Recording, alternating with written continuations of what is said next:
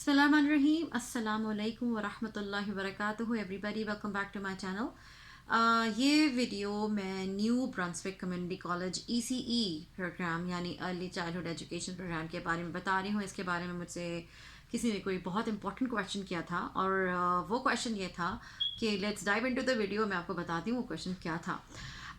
इससे पहले कि मैं पूरी वीडियो आपको डिटेल में बताऊं, इस प्रोग्राम की डिटेल्स बताऊं, मैं इतना आपको बता दूं कि आज सुबह मैंने इनका एक इंटरनेशनल स्टूडेंट एडमिशन एडवाइज़र जो होते हैं उनका मैंने एक वेबिनार अटेंड किया, क्योंकि एक दो क्वेश्चंस कुछ ऐसे थे जिसके बारे में मैं ख़ुद भी आंसर नहीं जानती थी। फॉर एग्ज़ाम्पल इनका हर प्रोग्राम जो ECE का मेंशन्ड है ऑन देयर वेबसाइट, उसमें लिखा है जी blended delivery.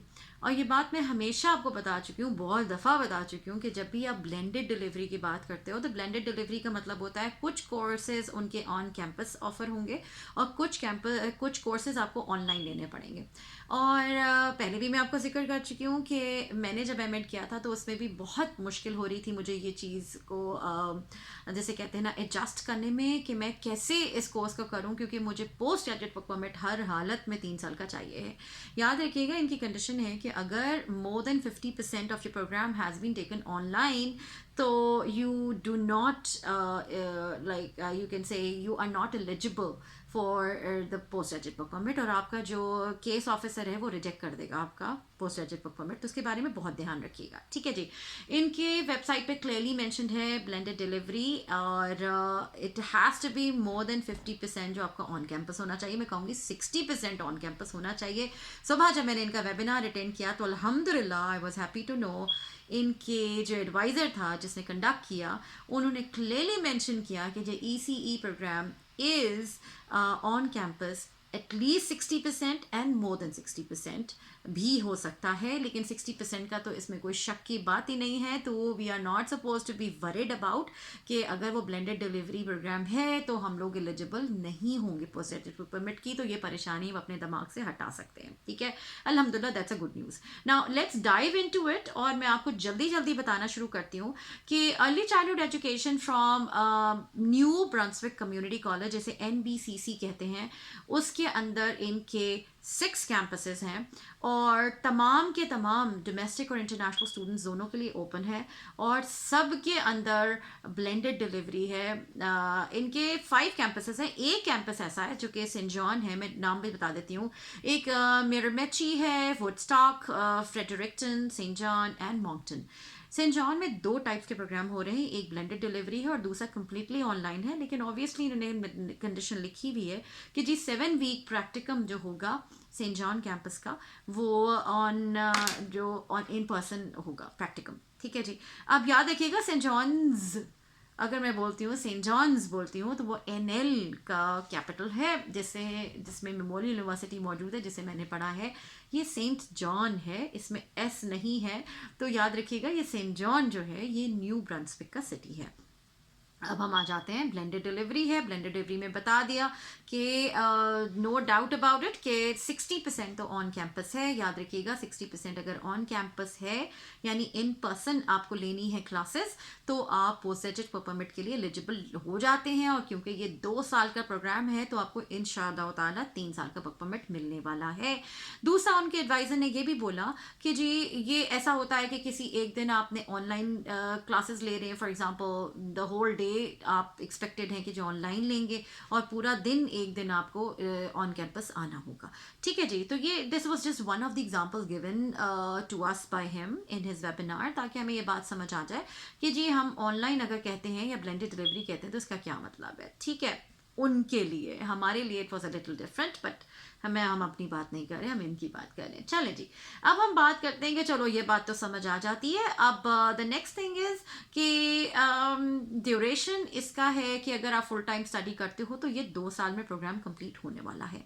Then admission, again इन्होंने बिल्कुल ये मेंशन नहीं किया हुआ कि इसको करने के बाद आप ECE 1, 2 या 3 कौन से सर्टिफिकेशन के एलिजिबल होते हो, लेकिन मोस्ट प्रॉब्ली जब भी आप एक डिप्लोमा प्रोग्राम करते हो तो ECE 2 तो डेफिनेटली मिलता है।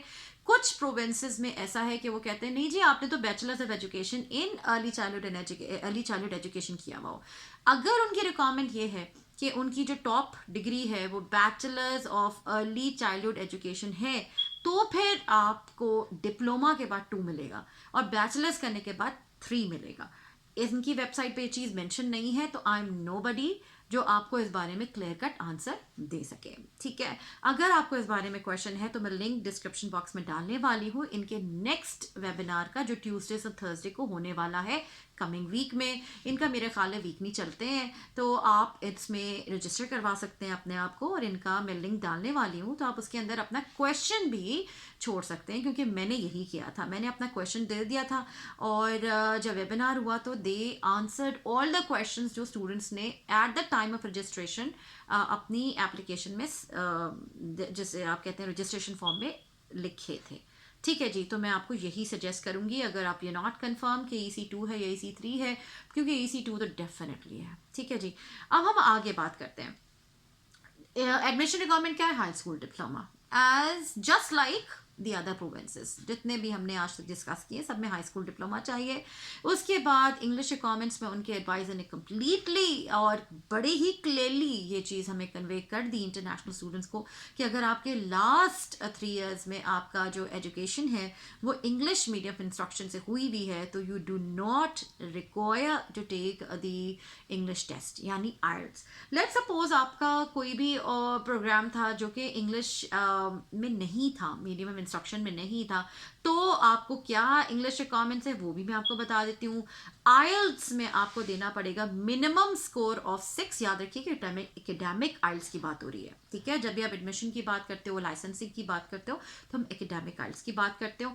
ये बोलता है कि जी मिनिमम स्कोर ऑफ 6 होना चाहिए with no subject test score less than 5.5। तो ये मैं किन की बात कर रही हूँ? अगर आपका medium instruction last 3 years of education में इंग्लिश नहीं था, तो आपको इंग्लिश लैंग्वेज टेस्टिंग रिक्वायरमेंट देना पड़ेगी। इसमें डिफरेंट टेस्ट हैं, IELTS है, फिर आपके पास TOEFL है, ड्यूलिंगो है, कैम्ब्रिज इंग्लिश है, कैनेडियन एकेडमिक इंग्लिश लैंग्वेज है जिसे CAEL कहते हैं, फिर Canadian test of English for scholars and trainees है, कैंटस कहते हैं, PTE है यानी पियर्सन टेस्ट ऑफ इंग्लिश है। There so many other test. अगर आप IELTS नहीं देना चाहते हो तो इनकी ये जो लिंक है ये भी मैं डिस्क्रिप्शन बॉक्स में डालने पा रही हूँ, आप जाके चेकआउट कर लीजिए कि आप अगर देना चाहते हैं, आप नहीं एलिजिबल हो रहे हो exemption of English language test की, तो आपको कौन सा टेस्ट और देना है और उसमें क्या स्कोर आना चाहिए रिस्पेक्टिवली। कमिंग बैक टू कि जी आपने हाई स्कूल डिप्लोमा कर लिया है, आपके पास इंग्लिश रिक्वायरमेंट्स भी मैंने आपको बता दी क्या होने चाहिए, इसके अलावा आपको क्या चाहिए। इसके अलावा एक और बहुत इंपॉर्टेंट क्वेश्चन ने आंसर किया कि जी किसी ने पूछा कि जी अगर हमने वेस्ट से अपनी सर्टिफिकेशंस करवाई, फॉर एग्जांपल ज़रूरी नहीं है आपने हाई स्कूल करके आप EC लेना चाह रहे हो, आपने बैचलर्स किया हुआ है, मास्टर्स किया हुआ है, even then you want to just go into their EC program या कोई सभी प्रोग्राम इस कॉलेज में लेना चाहते हो, तो इनकी वेबसाइट पे ये कंडीशन नहीं है कि आपको वेस यानी वर्ल्ड एजुकेशन सर्विसेज कनाडा से आपकी इक्विवेलेंसीज हो। वो कहते हैं आप अपनी जो ओरिजिनल कॉपीज़ हैं वो आप डायरेक्टली अपलोड कर सकते हैं इनकी एप्लीकेशन में, जो कि ऑनलाइन है। तो किसी ने पूछा कि अगर हमने वेस करवाया है तो उन्होंने कहा जी आप वेस भी अपलोड कर सकते हो। ठीक है जी, I hope I am very clear about that. अब आप जब एप्लीकेशन प्रोसेस स्टार्ट करते हो, ऑनलाइन एप्लीकेशन स्टार्ट करते हो, तो फिर ये जो रिक्वायरमेंट्स हैं वो आपको अपलोड करना होती हैं। ठीक है जी, तो ये आप याद रखिएगा, इनकी रिक्वायरमेंट नहीं है वेस की। वो कहते हैं जी अपनी ओरिजिनल मार्कशीट्स और जो भी चीज़ें हैं वो आप लोग अपलोड कर दीजिए, लेकिन अगर आपने इन केस वेस करवाया हुआ है तो वो भी एक्सेप्टेबल है। अब आगे चलते हैं। इसके अलावा याद रखिएगा, जब भी आप किसी भी प्रैक्टिकम, ऑब्वियसली जब आप अगर बैचलर्स ऑफ एजुकेशन कर रहे हो, मास्टर्स ऑफ एजुकेशन कर रहे हो, ECE कर रहे हो, आप वल्नरेबल पॉपुलेशन को डील करते हो, तो वहाँ पे vulnerable sector check, criminal record check इसकी ज़रूरत होती है। पहले भी मैं बता चुकी हूँ, फिर मैं आपको बता देती हूँ कि जी ये बहुत सिंपल सा प्रोसीजर है। आप यहाँ पे लैंड करते हैं, यहाँ पे पुलिस सेंटर्स मौजूद हैं जिसे RCMP कहते हैं, और वहाँ पे आप जाके $10 पे करते हो और अपना आप ये सारा एक छोटी सी एप्लीकेशन फिलअप करते हो, आपको विद इन 10-15 डेज आपको मिल जाता है। Not a big deal. ठीक है, बहुत आसानी से, it's not a big problem. Now ये अक्सर जब आप प्रैक्टिकम के लिए जाते हो, किसी भी स्कूल में जाते हो या किसी भी एल्डरली प्लेस पे जाते हो, जिसे आप ओल्ड होम्स कहते हो या सीनियर होम्स कहते हो, तो वहाँ पे आपको एंट्री करने से पहले दोनों जो फॉर्म्स हैं ये आपको दिखाने पड़ते हैं कि आपके पास वल्नरेबल सेक्टर चेक और क्रिमिनल रिकॉर्ड चेक मौजूद है। इसके बगैर आपको एंट्री नहीं मिलती। इसके अलावा कुछ एम्प्लॉयज़ की यहाँ पे ये भी ज़रूरत होती है, रिक्वायरमेंट होती है कि आपके पास CPR भी हो, just to be on the safe side. ठीक है, तो ये भी अगर आपने कर रखा है तो बहुत अच्छा है। इसके अलावा क्योंकि ये ब्लेंडेड प्रोग्राम है तो टेक्नोलॉजी रिक्वायरमेंट्स हैं, आपके पास अपना लैपटॉप और ये सब हो तो जाहिर सी बात है ज़िंदगी आसान है। आजकल तो कोई भी काम बगैर लैपटॉप के और सेलफोन के नहीं होता। जब आप एज अ स्टूडेंट कहीं पे भी एडमिशन लेते हो तो आपके पास लैपटॉप होना ज़रूरी है, because it's a blended program. ठीक है, प्रैक्टिकम डेफिनेटली आपको ऑन कैंप जो भी उनका स्कूल है, जो भी जहाँ पे वो आपको जैसे कहते हैं ना, आपको एलोकेशन होती है, जहाँ पे भी डे केयर है या अर्ली चाइल्डहुड सेंटर है, where ever, it's always in person. लेकिन मैं स्टडीज़ की बात कर रही हूँ क्योंकि कुछ कोर्सेज आपके ऑनलाइन होंगे, कुछ कोर्सेज आपके इन पर्सन होंगे यानी ऑन कैंपस होंगे। तो आपको ऑनलाइन वालों के लिए लैपटॉप, एक अच्छा रिलायबल लैपटॉप का होना ज़रूरी है। अब हम आगे बात करते हैं। उसमें ऑब्वियसली उनके कुछ सॉफ्टवेयर्स आपको डाउनलोड करने होंगे क्योंकि ऑनलाइन डिलीवरी होगी, तो वो सॉफ्टवेयर्स ऐसा लैपटॉप हो जो सॉफ्टवेयर्स को डाउनलोड करने के काबिल हो ना। हम आगे बात करते हैं कि जी ये बातें तो बड़ी मज़े की लग रही हैं कि चलो सही है, ऑनलाइन भी हो सकता है, ये भी वो भी, हम अपने मर्ज़ी के मुताबिक अपनी जॉब वॉब के आवर्स भी सेटअप कर सकते हैं। लेकिन याद रखिएगा कि ये बहुत ही जैसे कहते हैं ना, सेंसिबली आप डिसाइड क्या करिए कि आपको कैसे मैनेज करना है बाकी चीज़ें, अपनी जॉब एंड एवरीथिंग। हम बात करते हैं अब फी स्ट्रक्चर की, जो कि बहुत बहुत इंपॉर्टेंट है। द फी स्ट्रक्चर इज, अगर मैं बाकी फ़ी की बात करूं जिसमें मैंडेटोरी स्टूडेंट फीस आ जाती है, जिसमें एप्लीकेशन फ़ी है $100 for international students, domestic students is $50। As you can see completely half हो जाती है चीज़। ठीक है, ज़रूरी नहीं है, कुछ में 1/3 भी हो जाती है, but it's okay. International students की एप्लीकेशन फ़ी इज़ $100 और फिर कंफर्मेशन डिपॉजिट आ जाता है कि $500। और उसके बाद इनका फॉल टर्म की स्टूडेंट यूनियन फ़ी है, विंटर टर्म की यूनियन स्टूडेंट फ़ी है, इंश्योरेंस है, ये सब मिला के तकरीबन $2000 आपको पर ईयर देना होगा। ठीक है जी, एप्लीकेशन फ़ी भी नॉन रिफंडेबल है और कंफर्मेशन डिपॉजिट भी नॉन रिफंडेबल है। यानी अगर आपके पास आ जाती है, आपकी एप्लीकेशन अप्रूव हो जाती है, आपके पास आ जाता है कि जी यस यू हैव बीन जैसे कहते हैं selected in such and such program what ever, तो आपको जो कंफर्मेशन डिपॉजिट है, वो जो $500 आप पे कर रहे हो, वो भी नॉन रिफंडेबल है। इसके अलावा इनके एडवाइज़र ने एक और ख़ास बात करी कि जब आप एप्लीकेशन ऑनलाइन सबमिट कराते हो तो उसके अंदर 2 ऑप्शंस होती हैं।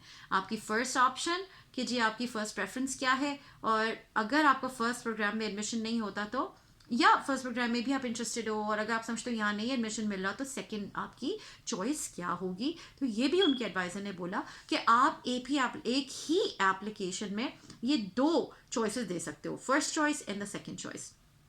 याद रखिएगा, अगर आपने पहले ये डिसाइड कर लिया कि जी फर्स्ट चॉइस आपको करनी है और उसमें आपकी आ गया, आपको एक ईमेल रिसीव हो गई कि जी you have been accepted in वही वाला प्रोग्राम जिसको आपकी फर्स्ट चॉइस थी, और आप नहीं चाह रहे तो आप उसका क्योंकि आपका वेट कर रहे होते हैं कि येस और नो का। अगर आप कहते हैं no I am interested in the second option, तो फिर वो आपके सेकेंड ऑप्शन के लिए फिर आपकी एलिजिबिलिटी को चेक करते हैं। ये याद रखिएगा कि एक एप्लीकेशन पे एक ही अप्रूवल आएगा, आपको दोनों प्रोग्राम्स में एडमिशन नहीं मिल सकता। ठीक है, तो अगर आपके पास एक ईमेल आ जाती है कि you have been accepted in this program, yes और no, are you willing to join और नॉट, तो आप उसको नो भी कर सकते हैं और फिर आप कह सकते हैं कि जी I am more interested in the second option, and then they start working कि जी आप सेकंड ऑप्शन जो है उसमें आपको मिल सकता है एडमिशन या नहीं। अब इनकी वेटिंग लिस्ट भी मौजूद हैं। आप अगर वेटिंग लिस्ट में आ जाते हैं, वेटिंग लिस्ट में कौन लोग आते हैं, जिनकी एप्लीकेशंस कंप्लीट हैं, उनके सारे डॉक्यूमेंट सबमिटेड हैं, सब कुछ सबमिटेड है, और उसके बाद आपका सीट्स फुल हो जाती हैं, तो आप वेटिंग लिस्ट पे ऑटोमेटिकली चले जाते हो, आपको दोबारा से एप्लीकेशन सबमिट नहीं करानी पड़ती। अगर इन केस आपके डॉक्यूमेंट्स जो रिक्वायर्ड थे, लेट्स सपोज आपने एप्लीकेशन सबमिट करा दी, अब वो आपने, बेहतर तो यही है कि जी आप पहले ये डिसाइड करो कि क्या आपने जिस प्रोग्राम में एडमिशन ले रहे हो उसकी एडमिशन रिक्वायरमेंट्स आप फुलफिल कर रहे हो या नहीं, इससे पहले कि आप एप्लीकेशन फ़ी सबमिट करा दो। एप्लीकेशन फ़ी सबमिट कराने से पहले मेक श्योर कि आप जिस भी प्रोग्राम में एडमिशन ले रहे हो उसकी सारी रिक्वायरमेंट्स आप फुलफिल कर रहे हो या नहीं, वो सारे डॉक्यूमेंट्स आप अपलोड कर सकते हो या नहीं, एंड देन मेक श्योर कि आप at the time of the application आप सारे करवा दो। इन केस आपको उन फॉर्म्स को या उन डॉक्यूमेंट्स को जमा करने में टाइम लग रहा है, बट स्टिल आप एप्लीकेशन सबमिट करा दें ताकि एप्लीकेशन आप उनके पास पहुंच जाए। और अगर आपके पास कोई डॉक्यूमेंट्स नहीं है तो वो आपको बताएंगे कि भाई ये नहीं है, वो नहीं है, या जो भी चीज़ है।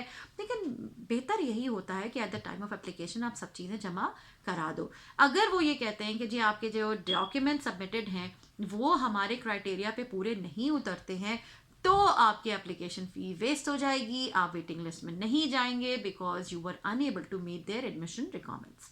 आई hope I am clear about that. अगर आपने डॉक्यूमेंट सबमिट करा दिए हैं और फिर एडमिशन्स फुल हो गए हैं तो आप वेटिंग लिस्ट में जाएंगे। अगर आपने डॉक्यूमेंट सबमिट नहीं कराए हैं या अनसेटिस्फैक्ट्री हैं तो आपकी एप्लीकेशन रिफ्यूज़ हो जाएगी और ये जो फ़ी है आपकी वेस्ट हो जाएगी। आई hope I am very clear about that. इसके अलावा ऑब्वियसली अब हम बात करते हैं कि $2000 तो यार इनकी वो फीस है जो मैंडेटोरी स्टूडेंट फीस होती है, जिसमें क्या क्या आ जाता है, application, confirmation deposit, union fee for term की अलग, विंटर टर्म की अलग, इंश्योरेंस ही alone it's about $865, then technology and learning resource fee है जो कि अराउंड $310 बनती है। ये सारी चीज़ें मिला के $2000 का साल का एनुअली आपको देना ही देना है। इसके अलावा आ जाता है ट्यूशन फ़ी पे।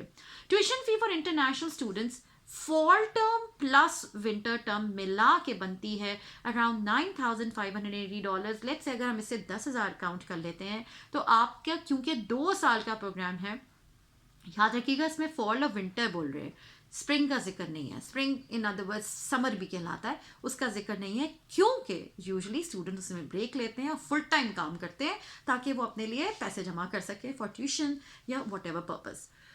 अब हम बात करते हैं कि अच्छे पूरा हिसाब लगाते हैं। पहला साल fall and winter is $10,000 approximately. उसका बाद जो नेक्स्ट ईयर है फॉल एंड विंटर वो भी $10,000 है, दैट मेक्स $20,000।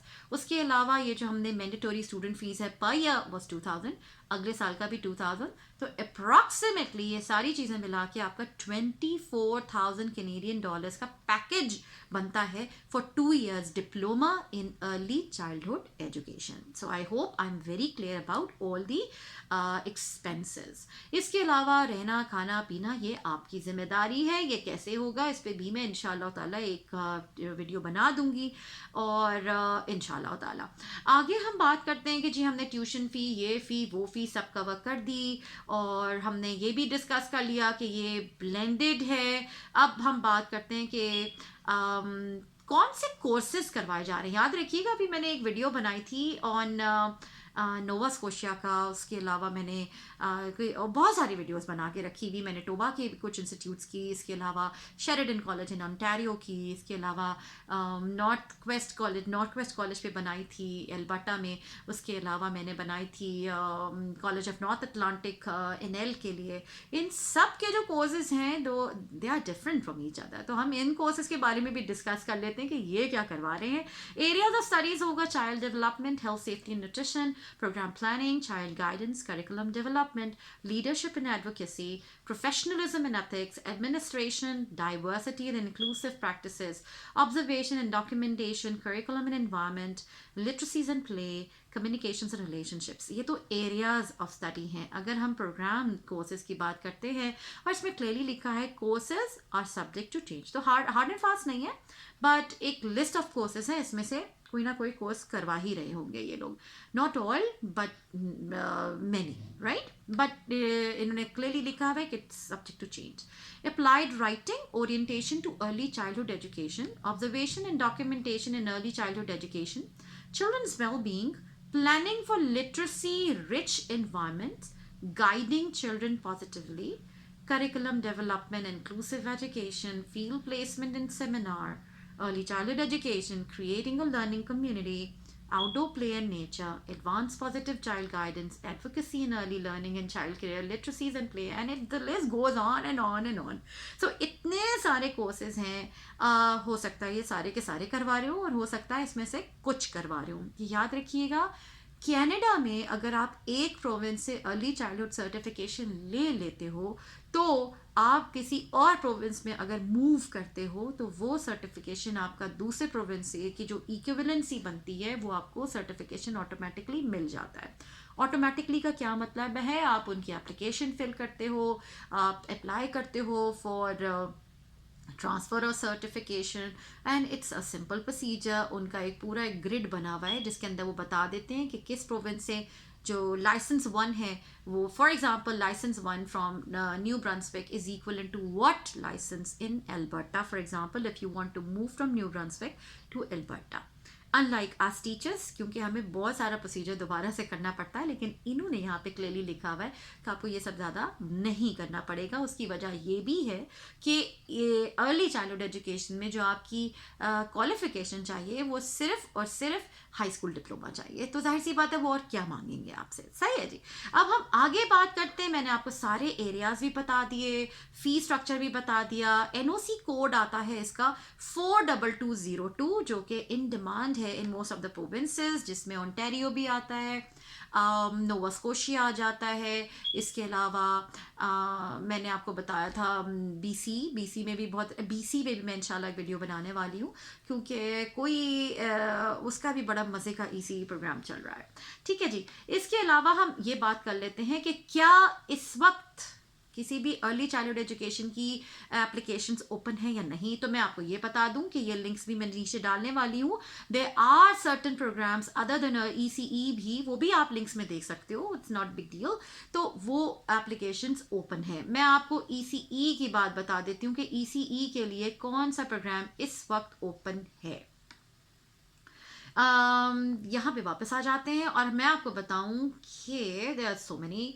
तो यहाँ बता देती हूँ मैं आपको. ओके, एडमिशंस ओपन फॉर, अभी फ़िलहाल कौन कौन से एप्लीकेशंस ओपन है. इसके अंदर विंटर 2024 के लिए ईसीई ओपन नहीं है. ठीक है जी. तो आप विंटर 2024 के लिए अप्लाई नहीं कर सकते. अब हम बात करते हैं फॉल 2024 के लिए, क्योंकि इनके दो एडमिशन्स हैं, फॉल एंड विंटर. तो अब स्प्रिंग में इनके खास उन्होंने एडवाइज़र ने बोला कि बहुत कम एडमिशन्स होते हैं, तो हम लोग फॉल और विंटर पे फोकस कर रहे हैं.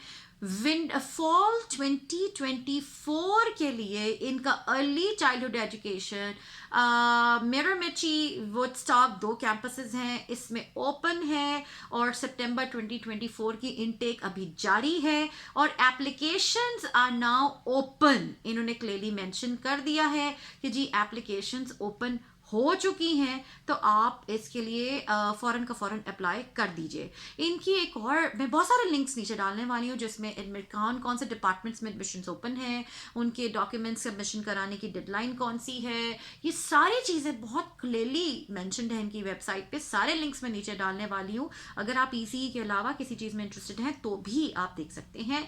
अब मैं बता दूँ कि जी अगर आप लेट्स से